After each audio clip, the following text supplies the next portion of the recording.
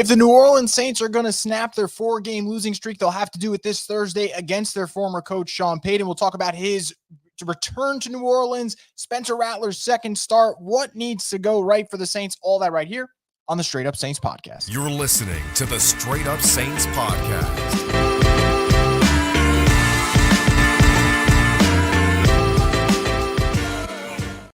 What is up, Who Dat Nation? Welcome back inside another edition of the Straight Up Saints podcast. I'm your host, Chris Rosvoglu, and as always, we're brought to you by Scott McNair Injury Lawyers. You've been injured in any kind of accident, car, truck, 18-wheeler, or hurt offshore, Scott McNair handles it all. You give him a call at 504-500-1111 for a free consultation.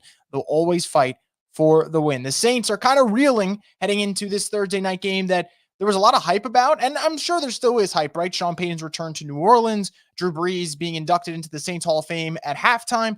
So there's a lot of reasons for nostalgia to come into play and to relatively be amped up about the Saints, at least from the storyline standpoint and the halftime festivities. But in terms of how we feel about this team, confidence level-wise, obviously it's not ideal. You know, the Saints start off 2-0, lose a heartbreaker to the Eagles, then lose a heartbreaker to the Falcons.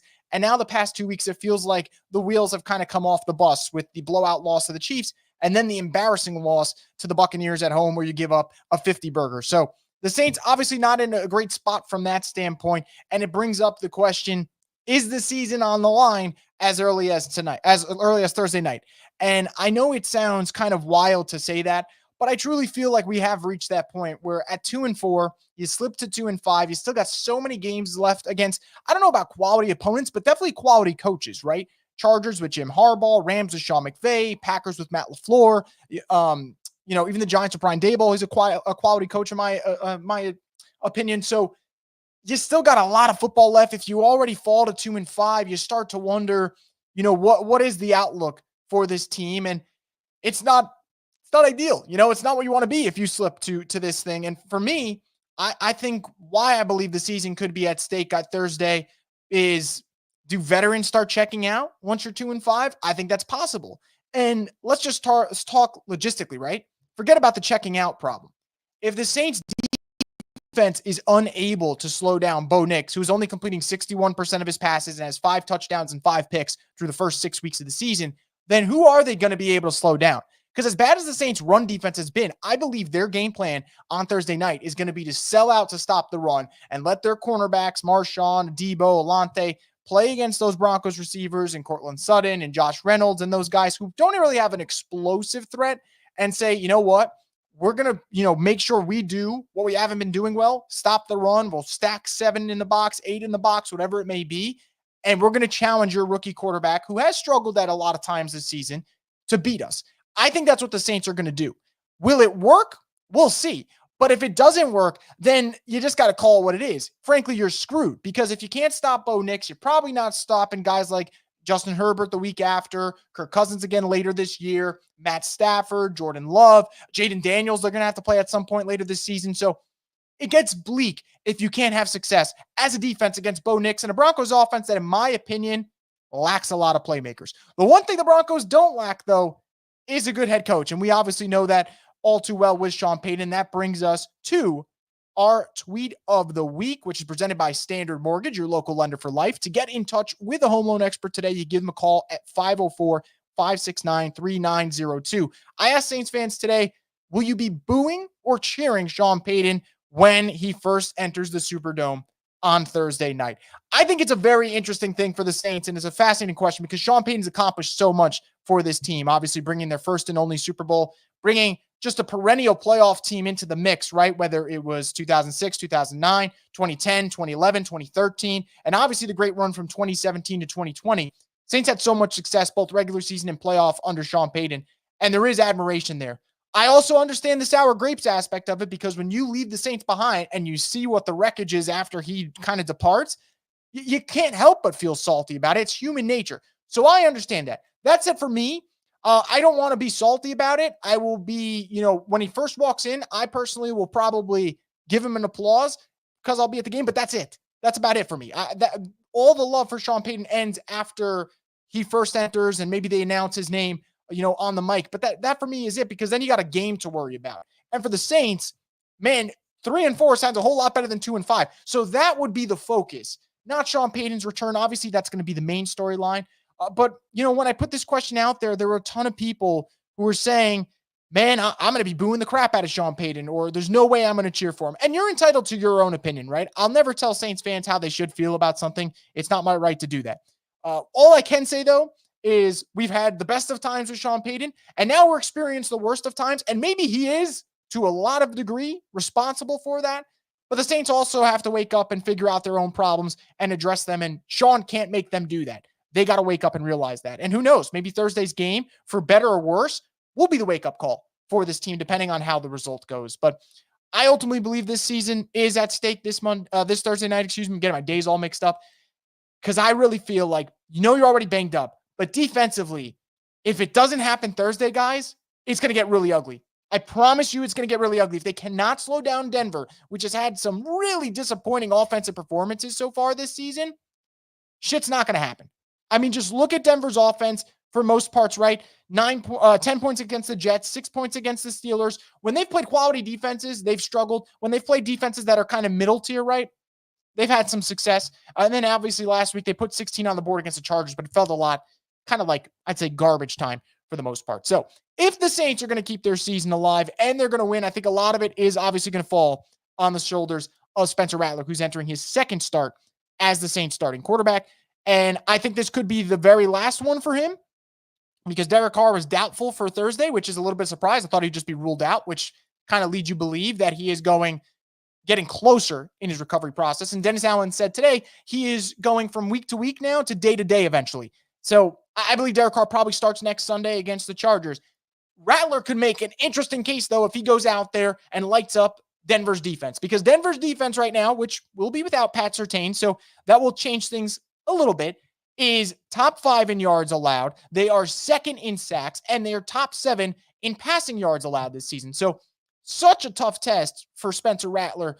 And not only does he have to go up against a top 10 defense, like I mentioned, and if we're going by yards, the top 5 unit, he's got to go do that without your starting center, without your starting right guard, without Chris Olave, without Rashid Shaheed, who, by the way, could be out for the season, depending on the severity of the meniscus procedure he has to go. So that's all us Saints fans needed. Another injury and another problem to worry about, which we didn't need it, but that's just me being a sarcastic ass. And it's going to be tough. It's going to be really tough for Spencer, right? The challenges of going up against that Vance Joseph defense, which has been hyper aggressive and playing excellent football, and being shorthanded. That said, Spencer Rattler was also shorthanded last week, right? Chris Olave went down early. O-line was banged up last week. It's going to be banged up this week. That doesn't really change. I think the question for me is, how does Spencer look against the blitz? That's the first thing. And second, when he does finally have time in the pocket. I thought he looked really good rolling out. I thought he made a lot of plays outside of the pocket, and Nick Underhill put up a great statistic of it. I believe he said Spencer Rattler had 116 passing yards and was 7 of 12 outside of the pocket. So that kind of checks out with what we saw, right? We all felt like Spencer looked comfortable rolling out. In the pocket, though, he did have his 2 interceptions. He did have some moments where he had an open guy, didn't feel like he should kind of pull the trigger and throw that ball down the field, and ends up taking a hit. So that's obviously not ideal. How does he learn from it, though? I think Spencer said, you can't play scared. There's no time for that. And he took accountability for his mistakes. So this could be his final showcase this season. I don't know if it will. I won't go as far as predicting that it will, because injuries happen in this league. But this could be Spencer Rattler's last start that he makes in 2024. And for the Saints, he can give them a better idea of what he could be depending on how he plays against this really good defense. And it's going to be tough, like I mentioned. Bub Means is probably going to be his primary target at receiver, and he'll probably have to throw to his tight ends, and Juwan Johnson and Dallin Holker and Foster Moreau. So it's going to be tough sledding. But if he can somehow manage the storm and look salvageable and make some big plays in the passing game against Denver's defense, being shorthanded on his side of the ball, I think that would be kind of telling for where he's at. So we'll see what happens with Spencer Rattler. Realistic expectations, though, if you could throw for about 180 passing yards, throw for a touchdown, avoid making critical errors. Now, he did have 2 picks last week. Can you lower the turnovers? Maybe instead of 2, maybe it's 1. I don't expect him to play flawless football against Denver. If you can do that, Saints can stay in this game, because I just don't expect the Broncos to have, 30, 40 points. And if they do, someone's got to get fired the next day. I'm being dead serious about that. Denver's offense should not be able to put up 35, 40 points against this Saints defense. Now, honestly, if they put anything over 23, 24, DA is going to have to go. Like, I think he has to go regardless, but you can't start letting offenses that do struggle at times have success on you. You can't be every team's get right game, because then that's just embarrassing. So for Spencer Rattler, like I said, going up against a loaded Broncos defense minus Pat Surtain, but obviously for him, no Olave, no Shaheed. It's going to be kind of tough to move the football. So before I get into what you guys have to say and also get into some final thoughts for this game, I want to get a quick word from one of our sponsors, Scott McNair. And Jonathan Williams brings it all the way back from the 20-yard line. What a terrific way to end the first half. And tonight's game is brought to you by Scott McNair Injury Attorneys. They always fight for the win. You mean attorney? It's one lawyer. Scott McNair? No, there's two. Brad Scott and David McNair. Ah, well, it's confusing. That it is. They could have picked a better name. Scott McNair, Injury Attorneys, we fight for the win. Once again, thank you to Scott McNair for being part of the program. We greatly appreciate it. Before I get into your thoughts, guys, and I will, so make sure you like the video, make sure you put your comments, and we'll bring up your comments in just a little bit. I want to talk about, our favorite Saints player for the most part of all time, for most people, maybe not everyone, but most, Drew Brees. He's going to be honored Thursday night, going to have the halftime ceremony to get him inducted into the Saints Hall of Fame. I believe maybe it was Jeff Nowak who put up a picture of what the rally towers are going to look like with Brees' name and number on it for the Superdome. They're trying to encourage people to wear all black. They're wearing the retro uniforms. Drew's going to do a halftime chant. So they're going to kind of pull out all the stops to kind of create the magic that us Saints fans, or recreate the magic us Saints fans have experienced for the last 15, now it's more than 15, which is getting depressing, years with Brees. And look, well, I think obviously when the game starts, that's going to be the primary focus. It's tough to take a trip down memory lane when you're kind of living in the moment and you're realizing that your favorite football team, the season's slipping away and they have a bleak outlook. And that's going to take precedent. And I understand that, but I feel like it would be dumb to not kind of just honor what Brees has done for this team. And part of the reason why us Saints fans have such high standards, and we should, by the way, I think there's a lot of Saints fans right now who talk about how bad they used to be and how younger Saints fans like myself have it easy and we're spoiled. And I understand that to a certain degree. What I will say, though, is I don't believe just because the past Saints struggled, the future and current ones should. I think it's good for us Saints fans to have high standards and want the team to be a playoff team every season. And a lot of that comes from Brees and Sean Payton. They kind of set the new standard for this team. So it's going to be great to see Drew in the Dome. Downside, every time Brees is in the Dome post-retirement, I feel like the Saints get absolutely curb stomped. So that part does concern me a little bit. But there'll be emotions for everyone in that building. Drew's meant so much. And I think the more the Saints struggle post-Brees, the more we realize how important he was. And we already knew he was important, whether it was breaking records, just constantly putting the offense in great position, bringing the Saints their first Super Bowl. But you really realize how truly great the great ones are once they move on, and you see it's so impossibly tough to pick up the pieces once they're left behind. So obviously I'll be excited to see Brees in the Dome. It's going to be cool. I think the atmosphere is going to be great at the start. I would like for once, though, for the Saints not to embarrass Drew Brees and the fans in the Dome on their home turf. It would really aggravate me with the throwback uniforms, honoring the greatest player to ever suit up for the franchise with an absolute dud against Bo Nix and the Denver Broncos to fall to 2-5. I don't think there would be anything more pitiful than that. And that is coming from a team that just witnessed their opponent rush for almost 300 yards, have almost 600 yards of total offense, and put up 51 points on your home turf. So please, for the love of God, do not get embarrassed on Thursday night against the Broncos in front of Brees, in front of what should be an electric crowd at the start. That's all I'm asking for, because, man, the history isn't great when Brees is attending, and the last 4 games haven't been great. And honestly, you've lost the last 3 home games. You really can't afford to lose another. So we'll see what happens. I'm excited that they're going to honor Drew, though. And I do believe, despite the Saints being underdogs at home and despite being shorthanded, I do believe there is a path to victory. Like I mentioned before, you are going to put this game on Bo Nix and be like, all right, if the Broncos are going to win, Bo Nix has to beat our secondary. I feel confident about that aspect. You couldn't really do that last week because Baker Mayfield's a better quarterback than Bo Nix. And the week before, obviously, Mahomes is going to burn you. And the Chiefs, it was a walk in the park for them. But against Bo Nix, who, like I mentioned, completed only 61% of his passes, 5 touchdowns through 6 games, I think the Saints are going to put all the pressure on him, so their defense should have an easier time. Plus, after being, downright destroyed last week, your pride has to kick in. And I think the Saints defense will have some pride and play with a little bit more integrity. Offensively, don't make the mistakes that are going to cost you. And that's why for Spencer, it's important to see how he handles the pressure against Denver. First half against Tampa was fun. Second half, no real adjustments. So him and Kubiak got to be a little bit better there. So while yes, I'm very excited to see them honor Drew. I just hope they don't kind of embarrass the fans and put out a shitty product on what should be a really special night for this team. So I'm going to get into your thoughts, your comments in just a second. Before I do that, guys, I want to get one last word from Theo's Pizza. Scan the code now and tackle your hunger with Theo's Pizza, your neighborhood pizza with 5 convenient locations. Who dat? Your taste buds are about to find out. Once again, thank you to Theo's Pizza. So without further ado, guys, let's get into our fan Q&A presented by Sunshine, your hometown John Deere. Nothing runs like a deer. So we'll start off with Margaret saying 18 players on the injury report. Not a hope in hell they are winning this game. It is a little bleak, right? And I've been saying it. It feels like every week the Saints are adding 2, 3, 4 significant players to the injury report. And you've kind of reached this point now where, you got to start asking questions about what are they doing wrong as a process behind the scenes. Now, I've always said, I don't know anything about medical stuff, what goes into this process, and why the Saints are as banged up as they are.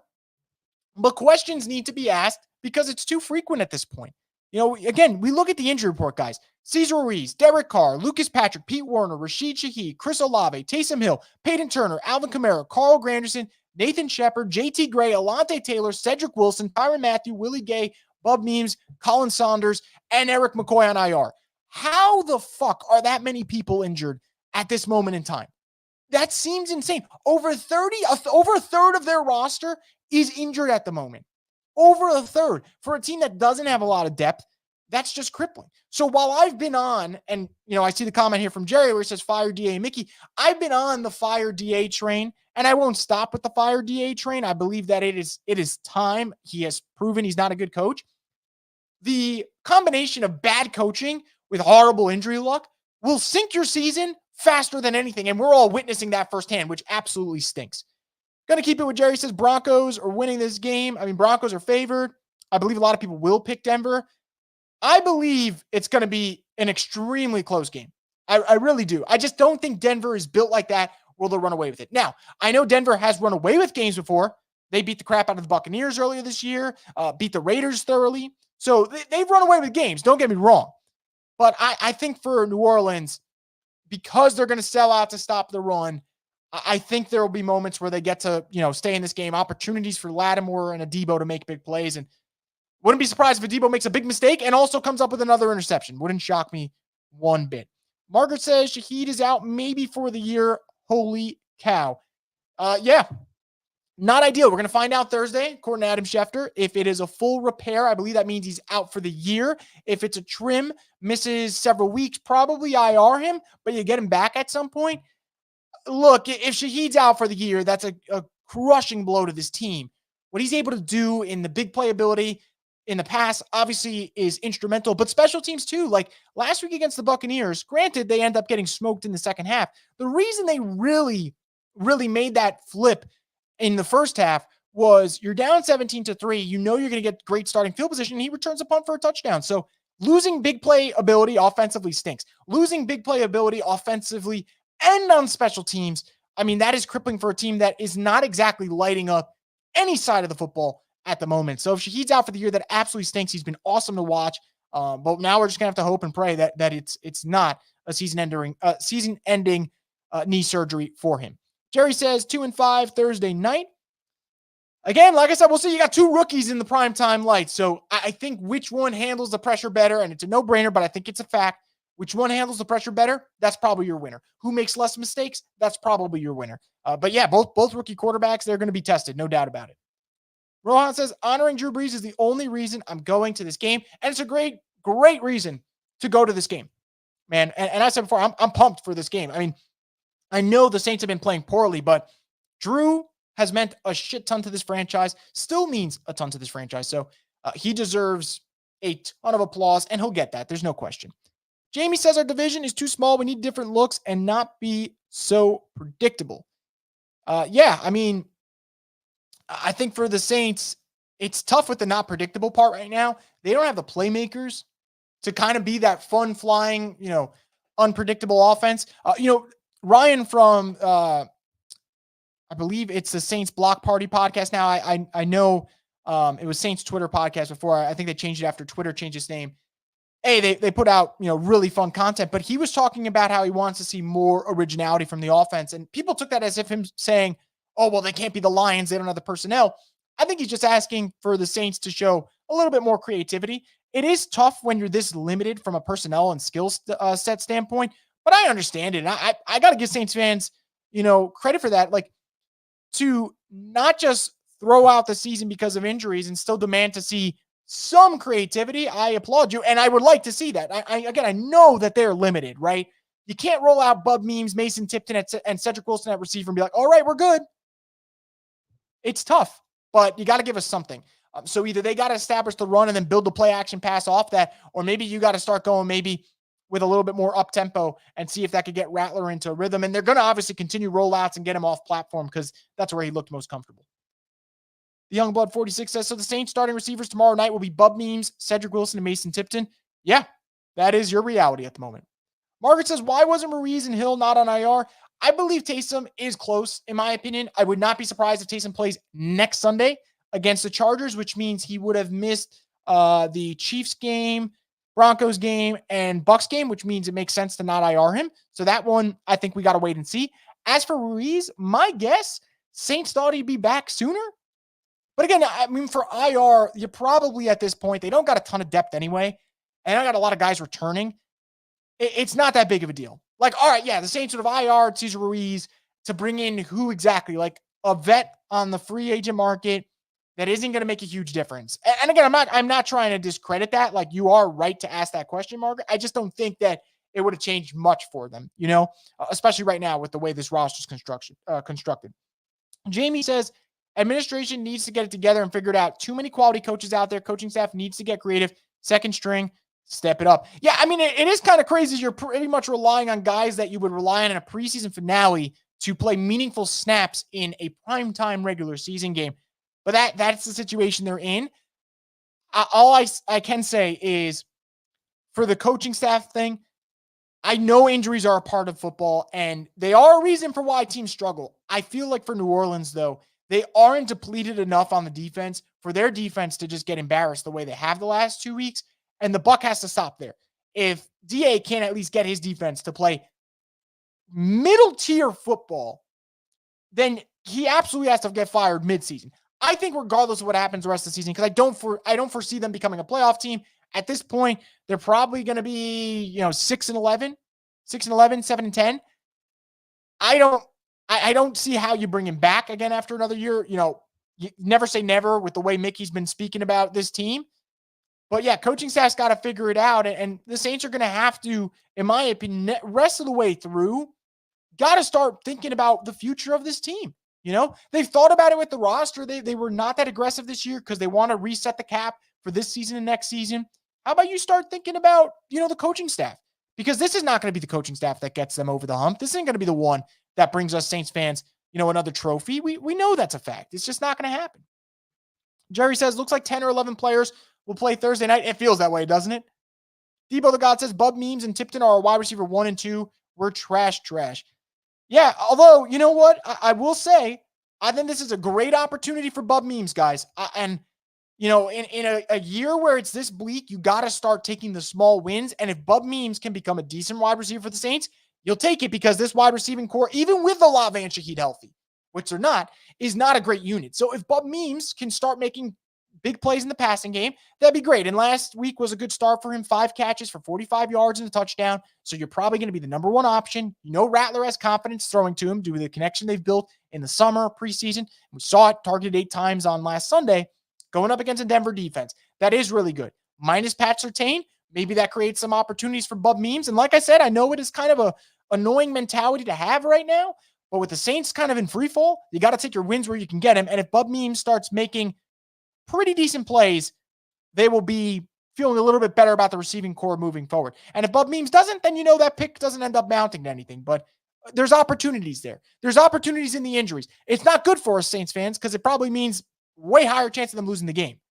But there are opportunities for guys like Bub Memes to make plays, and hopefully he can.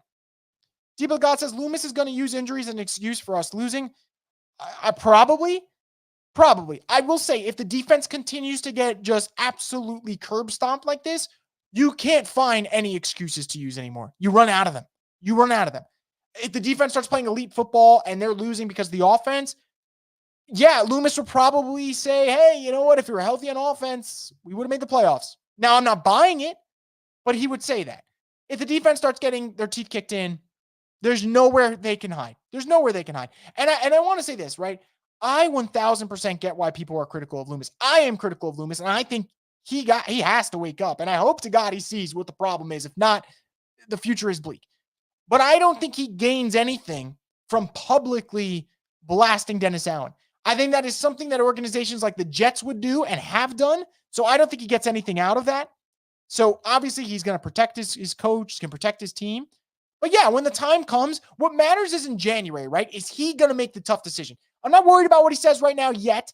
If January comes and he's not ready to make the right decision, then yeah, us Saints fans are fucked because that means that he is content. But I'm not worried about what he says right now. What matters is what he does in a couple months from now.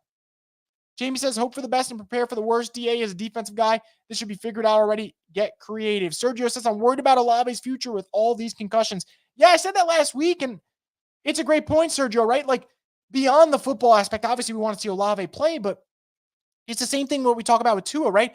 At what point is it, there's too many concussions and you worry about their long-term health? I kind of think we've reached that point, right? I think this is the third time that Olave has already been concussed. Maybe it's the fourth. That's not great, man. And Olave is a special player. I think he's really impactful for this team, but at what point do you start thinking about your future post-football? Manuel says we could really use A.T. Perry right about now. Still don't know why they released him. He was solid every time he got an opportunity. I understand that sentiment. I'm telling you, Saints were frustrated with him behind the scenes. Now, when Shaheed goes down, Olave goes down, yeah, it looks like a bad move.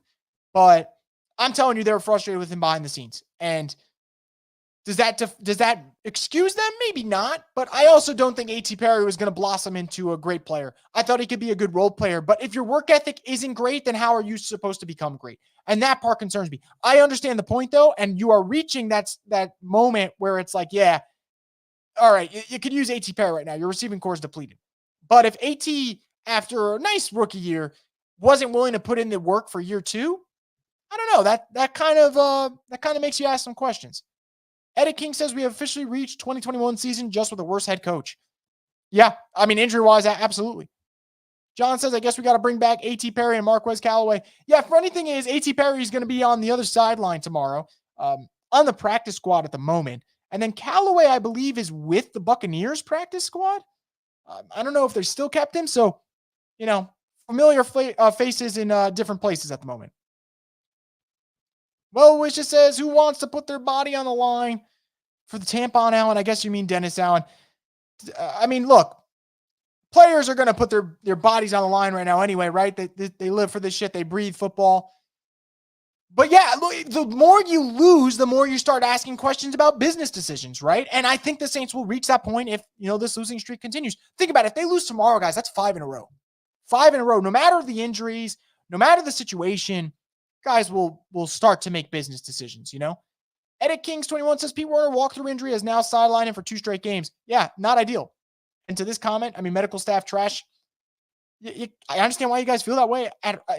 These injuries are mounting in the dumbest ways. Some are unavoidable, right? Like Olave gets hit in the head on a legal hit.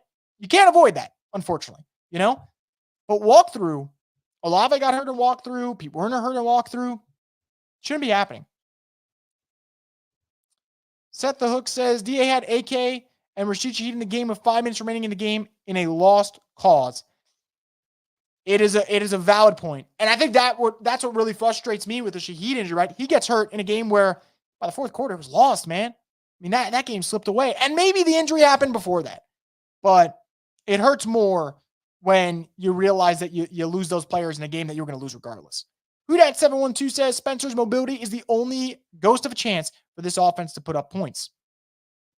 It feels that way, right? Creating plays off script, extending those plays. That's going to be key for the Saints, especially against a really good Broncos defense. Well, Wisha says, who cares if Shaheed is hurt at this point, man? We can't do shit with him healthy. Rest Shaheed. Yeah, I know that's going to be a talking point for a lot of people, right? If they lose Thursday and they're 2-5, and you find out Shaheed doesn't need season-ending surgery, there's probably going to be some fans that say, oh, rest him for next year anyway. Now, I don't agree with that. I think you play him when he's ready. But, it could reach that point. Isn't it only responsible if we prioritize the draft and clearing salary? It is responsible. It is. I think that is responsible for a team that's not contending. What would be irresponsible, though, is to continue allowing a coach who has proven with his 26-50 overall record that he isn't the guy. Alvin says DA is not going to send pressure. He is weak. I think they're going to send pressure this Thursday against Bo Nix. I believe they will. I think they know that you got to put the game on him and hope he makes some mistakes. And I think he will. Saints have been forcing turnovers. They're just not doing anything, in terms of consistency. Forced turnover against the Chiefs, had that big interception. But then after that, the defense kind of crumbled. So they're forcing turnovers, and I believe they'll force Nix into mistakes. But, how big of a mistake? Well, Wisha says, does Gail Benson actually know her team fucking sucks? I'd hope so.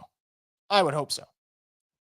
Edit King says we're projected to have negative $97 million in cap space for 2025. I believe 2026 is when the number really opens up, like truly opens up for the Saints. So that's the course you're staying on. And again, I hate saying it, guys, because it's not to say 2025 is a throwaway year, but I think when you start to see the light in terms of financial freedom, it'll be 2026 for the Saints. Derek says, I think the defense steps up after getting smoked and makes it close, but we're cursed this year. Can't wait for Mickey to trade up to draft the DB. Who the hell knows? It is possible. Will Kendrick earn his keep Thursday? I don't think he's going to have a huge role. I hope he does, though. From all the reports, it doesn't sound like they want him to have a huge role. But I think they need Kendrick Miller. I think they need playmakers. And for Kendrick, he's got to play at some point, right? We got to find if he's any good. We know he's injury prone. We got to find out if he's any good. 99 Dog says, good news is Bub Memes has some chemistry with Rattler. Maybe something can materialize there if Spencer is the future. Yeah, that's the hope.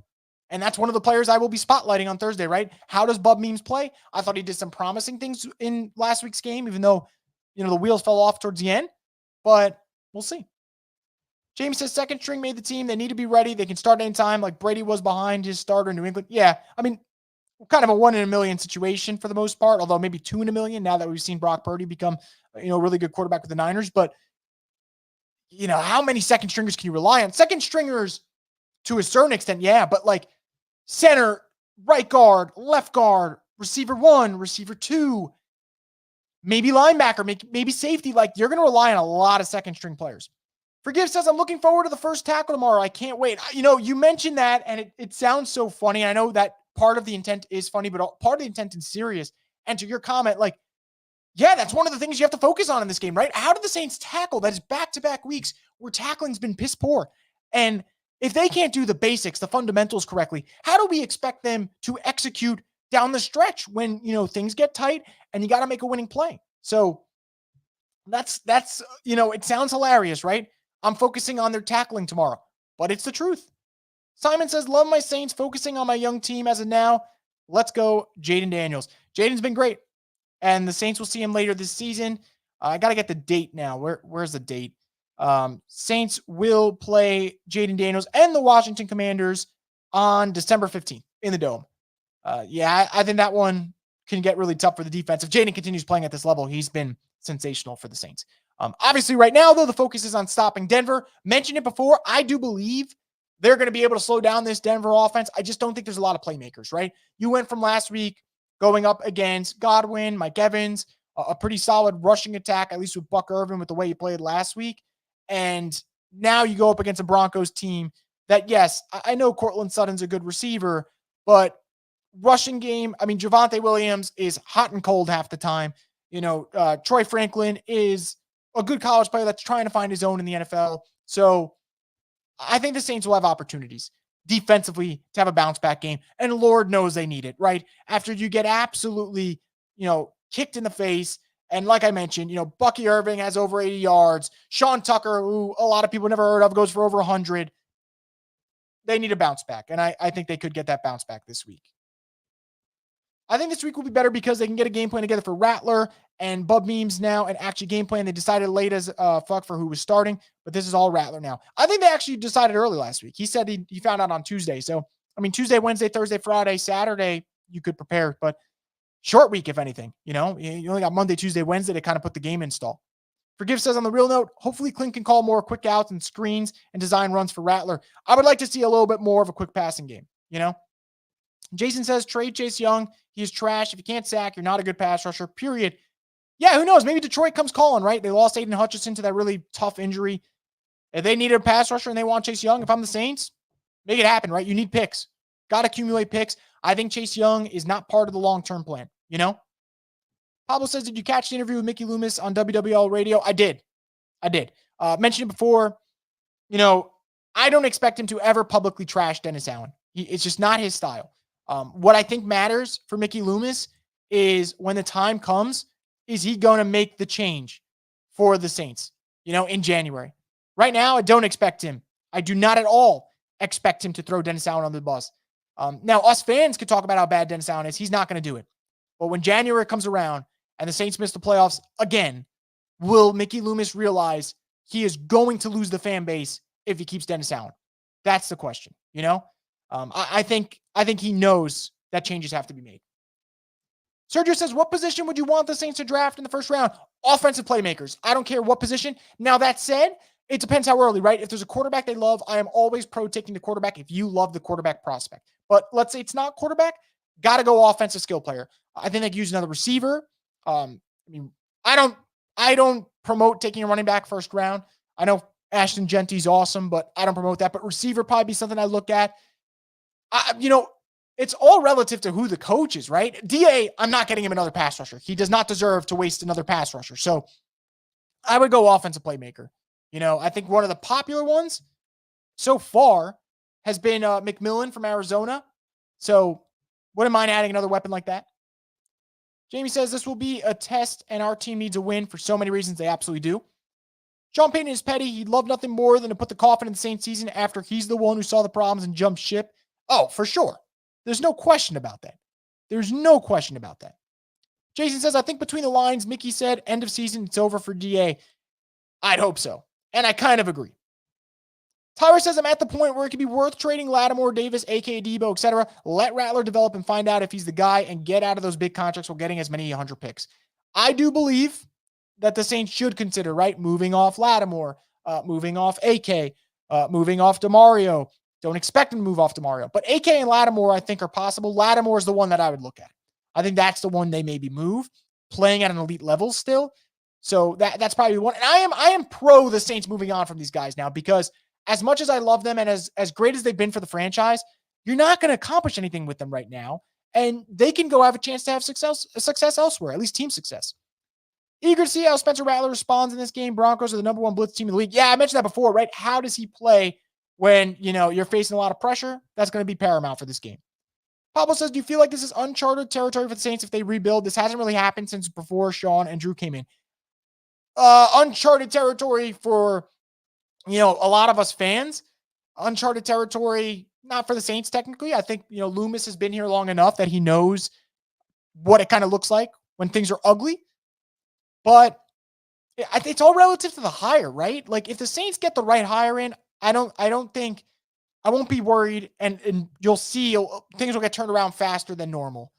But what I will say is, when do you ever see a team rebuilding and needing a coach, but not being able to go spend in free agency, right? A lot of these young coaches, they go to a team and they got so much cap space. They get every player they like. They bring guys that they know from their past team so they can run their system. Saints won't have that luxury. Derek says, I think we spent every draft pick next year on linemen, and once 2026 is around, we go get big free agents, keep Rattler for the future. Well, yeah, Rattler's got to prove that he's capable of being their starter. If that were to happen, it would expedite the Saints rebuild by 10 times what it is right now. Forgive says, this could also be a DA and a Debo masterclass. They do show up against rookie QBs. I expect the Debo to have a pick. I'm just throwing it out there. Bo Nix has 5 picks on the season, so not terrible, but not great. But he's going up against the Saints defense that I think will challenge their receivers at the line of scrimmage. And I could see him making a mistake or two. And the Saints are going to need a mistake or two if they're going to beat the Broncos this Thursday night. When the game goes final, we will have our post-game live stream, guys. No halftime show for this Thursday. We'll go back to halftime shows next Sunday when they play the Los Angeles Chargers. But for now, no halftime show tomorrow. We will have our post-game live stream, though, right after the game goes final. So make sure you subscribe to Boot Crew Media's YouTube channel if you aren't already. Greatly helps out, and we certainly appreciate it. But yeah, that's going to wrap it up, guys, for this edition of the Straight Up Saints podcast. I believe the Saints have a great chance to snap the losing streak this Thursday night, but defense has to stop the run, and offense just has to play efficient football and avoid the sloppy mistakes. If they can do that, they'll have a chance. If not, this losing streak could end up, extending to 5 games, and that's the last thing we want. But we'll see what happens, and regardless of the result, we'll be here to cover it on the Straight Up Saints podcast, the destination for the Who Dat Nation.